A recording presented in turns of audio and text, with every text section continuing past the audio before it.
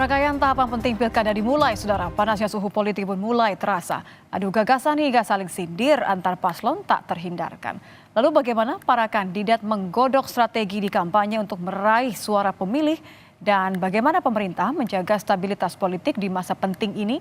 Lengkapnya dalam ulasan Istana bersama jurnalis Kompas TV Friska Clarissa. November akan ada pemilihan serentak, pilkada serentak kepala daerah, baik itu gubernur, bupati, dan wali kota. Sehingga saya minta TNI dan Polri harus betul-betul menjaga stabilitas. Tahapan penting pilkada serentak dari penetapan hingga kampanye dimulai. Masing-masing pasangan calon dan koalisi parpol tancap gas adu kuat mesin politik. Bagaimana hangatnya peta persaingan terkini dan adu strategi di pilkada kali ini? Lengkapnya dalam ulasan Istana bersama saya, Friska Clarissa. Genderang pilkada serentak 2024 ditabuh, para kontestan tancap gas bertarung. Di Jakarta, pasangan Ridwan Kamil Suswono yang diusung 14 parpol mendapatkan nomor urut 1. Pasangan yang maju melalui jalur independen Darmakun mendapatkan nomor urut 2. Sedangkan pasangan yang diusung PDI Perjuangan dan Hanura, Pramono Anung Rano Karno mendapatkan nomor urut 3. Calon gubernur dan wakil gubernur Jakarta Ridwan Kamil Suswono memulai kampanye perdana dengan ziarah makam di Taman Makam Karet Bifak.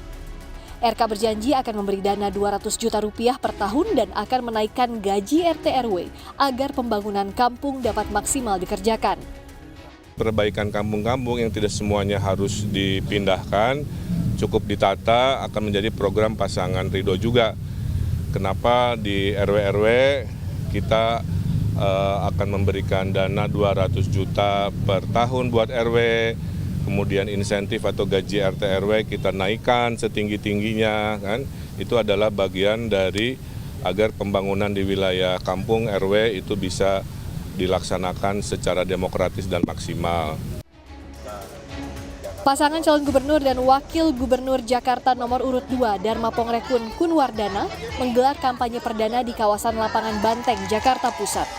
Pasangan Darmakun menyebut ingin fokus pada adab dan etika warga Jakarta untuk memastikan kehidupan yang aman lewat tagar Jakartaku Aman. Di mana ini adalah momentum kita untuk membebaskan rakyat Jakarta dan memberikan rasa aman, didahului dengan membangun fondasi adab di dalam kehidupan kita nanti. Dan yang pasti kita akan mulai dari Pemprov sendiri. Pemprovnya harus beradab supaya rakyatnya diperlakukan beradab. Kita Jakarta ku aman, landasannya dibangun adab.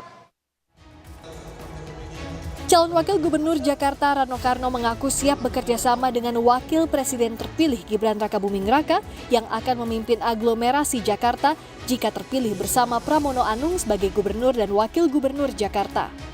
Meski hubungan antara PDI Perjuangan dengan Wapres terpilih disebut kurang baik, namun Rano bilang hal itu tak menjadi masalah. Ini bukan urusan partai, ini urusan pemerintahan.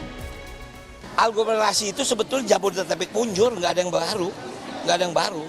Mungkin kenapa menjadi penanggung jawabnya adalah Wapres, karena kan kita tahu Presiden akan di IKN, Wapres katanya di sini. Artinya buat kita itu nggak ada yang baru aglomerasi itu. Tinggal, sekarang berarti tugas utamanya ada di Wakil Presiden. Tapi kan ini hubungan PDIP sama Gibran kan kurang baik. Ini gimana? Ini nggak urusan partai, ini urusan kepemerintahan. Siapapun Presiden dan Wakil, kita itu adalah pilihan kita. Suka nggak suka, harus kita siap. Sementara di Pilkada Jatim yang jadi pertarungan para Srikandi, pasangan Lulu Nurhamidah dan Lukmanul Hakim mendapatkan nomor urut 1. Pasangan petahana Khofifah Indar Parawansa dan Emil Dardak mendapatkan nomor urut 2, serta pasangan Tri Risma Harini dan Zahrul Azhar Asumta mendapatkan nomor urut 3. Di Jawa Tengah, pasangan Andika Perkasa Hendrar Prihadi mendapatkan nomor urut 1, sedangkan Ahmad Lutfi Taj Yasin mendapatkan nomor urut 2. Di Provinsi Banten, pasangan Airin Rahmidiani dan wakilnya Ade Sumardi yang diusung PDIP dan Golkar mendapatkan nomor urut 1. Sementara calon gubernur Andra Soni dan wakilnya Dimyati Natakusumah yang diusung Gerindra, PAN, Demokrat, PKS, Nasdem, PKB, P3, PSI, Partai Garuda, dan Partai Prima mendapatkan nomor urut 2. Bergeser ke Jawa Barat, pasangan Acep Adang Ruhiat, Gitalis Dwi Natarina mendapat nomor urut 1, JJ Wiradinata Ronald Surapraja nomor urut 2, Ahmad Syaiqo Ilham Habibi nomor urut 3, serta Dedi Mulyadi Erwan Setiawan nomor urut 4. Sementara tensi panas terjadi di Sumatera Utara, calon gubernur Sumut Bobi Nasution dan Edi Rahmayadi saling sindir. Bermula dari menantu Jokowi, Bobi Nasution yang menyindir jalan rusak selama pemerintahan Edi Rahmayadi. Menantu Presiden Jokowi itu bilang masih banyak jalan di Sumatera Utara yang rusak, padahal anggarannya mencapai 2,7 triliun rupiah. Kalau disupirin, nggak usah. Begitu tahu tujuan yang mau ke Sumatera Utara, tahu kita kapan sampainya. Kapan sampainya? Pas kepala kita kejedut di mobil. Artinya apa? Bagus jalan di Aceh, bagus jalan di Sumatera Barat, begitu masuk Sumut, kejedot kepala kita, benjol kepala kita, karena infrastruktur yang ada di Sumatera Utara mungkin belum merata. Pernyataan Bobi direspons Edi Rahmayadi. Edi menyebut jalan rusak yang dimaksud Bobi masuk dalam jalan nasional yang jadi tanggung jawab pemerintah pusat. Infrastruktur tadi yang disebut oleh Bobi, itu yang disebut tadi di perbatasan-perbatasan itu jalan nasional. Itu jalan-jalannya Jokowi yang belum terselesaikan. Mulyono. Yang keempat adalah peternakan, pertanian, dan perkebunan. Yang kelima adalah pariwisata. Super prioritas adalah di Danau Toba. Itu yang harus kita selesaikan. Soal antisipasi panasnya suhu pilkada, Presiden Joko Widodo menginstruksikan TNI dan Polri menjaga stabilitas pemilihan kepala daerah serentak.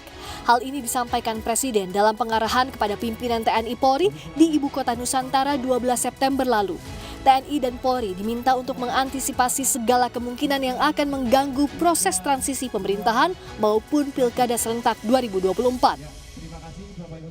November akan ada pemilihan serentak, pilkada serentak kepala daerah, baik itu gubernur, bupati, dan wali kota.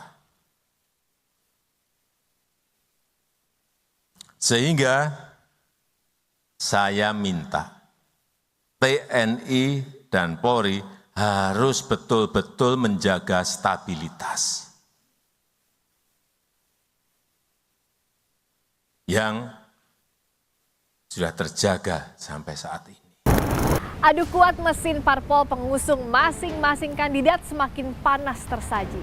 Habis-habisan berjuang untuk menang, itu pasti. Tapi yang paling penting dalam penyelenggaraan pilkada harus menjunjung tinggi kejujuran dan persaingan sehat sebagai marwah pesta demokrasi. Friska Clarissa, Wandiansen, Kompas TV, Jakarta.